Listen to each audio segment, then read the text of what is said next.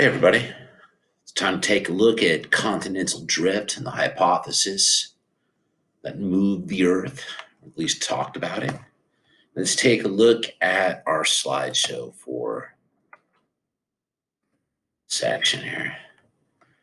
All right. You probably recognize this as a map of the Earth. All right. Here's our little place over here. We'll scroll right there. That's our little special spot right there in California. Right? And we got the rest of the world. And if you look at the map, you may notice something. It looks as though some of these pieces almost looks like this whole thing here, and that this thing here, here coming up. It almost could fit together like a puzzle piece. Perhaps that's just mere coincidence. In fact, when the maps got better, people, the cartographers, the people that make maps, it didn't always used to be the old maps, they weren't that good. He couldn't, but once the maps started getting better and better, he started getting like better detail. He started thinking, people were like, wow, it's kind of weird. This must be coincidence though. No way these things were ever together. No way. However, Alfred Wegener was a meteorologist and an explorer. He wasn't even a scientist, which was part of the issue with him, later become. He observed that in South America and that Africa looked like puzzle pieces they could fit together. And it's really true if you actually drop the continental shelf. Now, let's remember that before there was an ice age, and when the ice age was here, the ocean levels were way higher than they are today. All right, significant. I'm sorry, not higher, lower. I almost want to start the podcast over again. They were a lot lower, like 50 meters lower. So the continental shelf thing works even better. All right. So anyway, Wegener comes around and he makes up what is called the hypothesis. It's an educated guess that at the time seemed very revolutionary, and that is that were the continents once joined and then drifted apart. And what he wanted to do is try to find some evidence. Besides the obvious puzzle piece thing, he's like, is there other evidence to support this? I wonder if everything was at one time together, all the continents. Right. Again here. All right, so let's get me right down there. That's perfect. That's even better. All right. So the concept of continental drift, the claim he ended up making, it's really basically claim evidence reasoning here, is what this is all about, right? The claim is that 300 million years ago, the continents were once joined as a single landmass, right? And that he called Pangea. So this podcast is all about the evidence that Wegener used to support it. There's actually another piece of evidence that came after his time about magnetic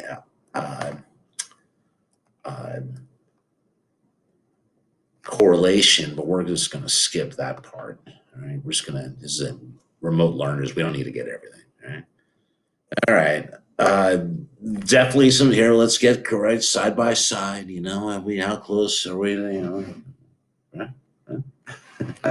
This is Alfred Wegener. Oh, I only can wish.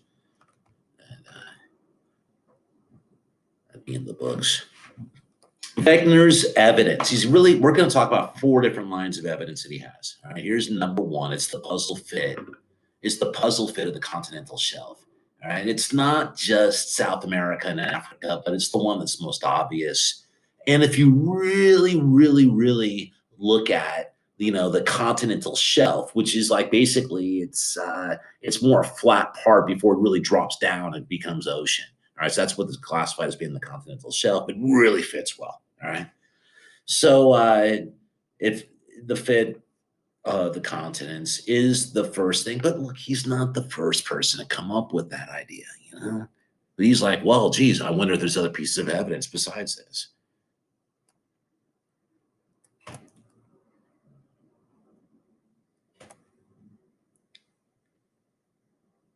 His second piece of evidence is fossil correlation. We'll talk primarily about this little guy here, the Mesosaurus. when you're watching those videos. I wrote probably 4 questions about the Mesosaurus. It's a really cool little story, but it's not just that fossil, it's other fossils as well. And in fact, you're going to remember this when you're doing your super evidence assignment. Remember these slides, right? This is going to make it a lot easier for you to do these slides if you're, or that assignment, if you go back to your slideshow.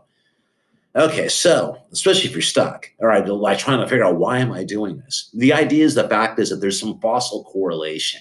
That fossils are remains of organisms that lived a long, long time ago, and the fossil record suggests that the same animals are found both on Africa and in South America, and now separated by oceans. The question is, how did that happen?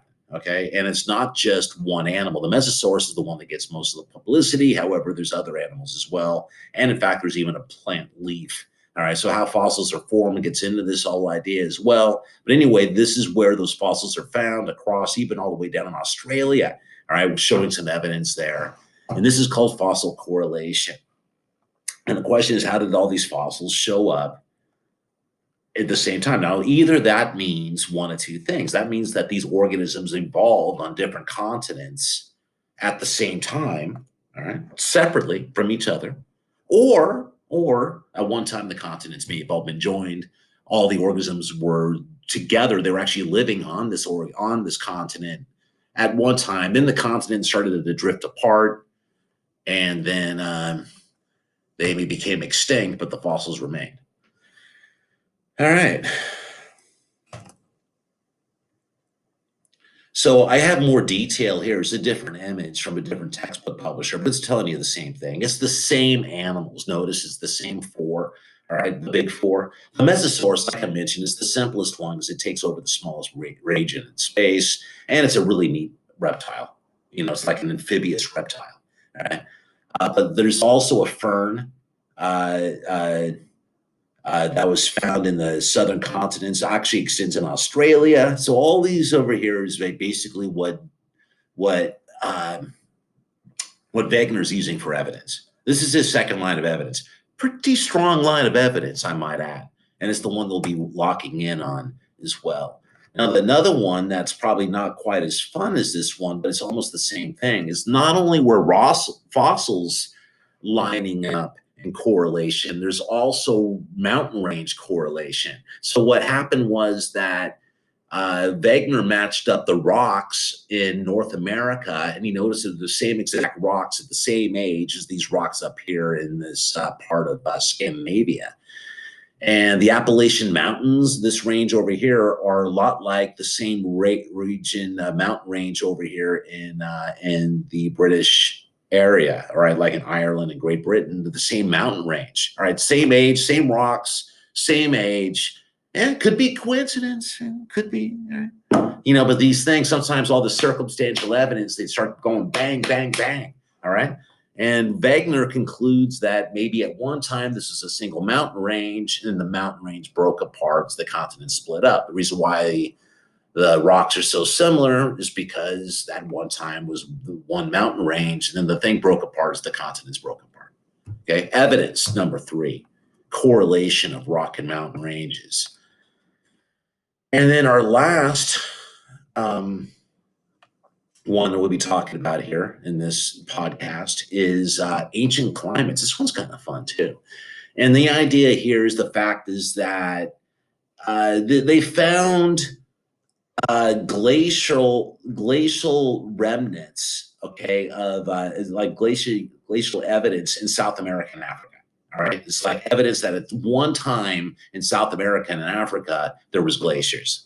All right, now there no longer are. All right, obviously, you know, the question is, but South America and Africa are so close to the tropics.